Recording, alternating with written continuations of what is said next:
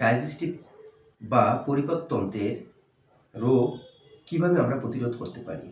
প্রতিরোধ করার জন্য যে সকল খাবারগুলো খাবো তা অবশ্যই ফাইবার বা আঁশ জাতীয় খাবার খেতে হবে, সুষম খাবার খেতে হবে, নিয়মিত ৩ বেলা সঠিক সময়ে খাবার খেতে হবে। খাদ্যাভ্যাস পরিবর্তনের জন্য ফলমূল, শাকসবজি এগুলো ধুয়ে খেতে হবে। খাবার আগে অবশ্যই হাত ভালোভাবে পরিষ্কার করে নিতে হবে। খাবার ঢেকে রাখতে হবে। যে সকল খাবার পোকামাকড়, তেলাপোকা বা মাছি পড়ে সে সকল খাবার খাওয়া যাবে না। স্যানিটাইজেশন ব্যবহার।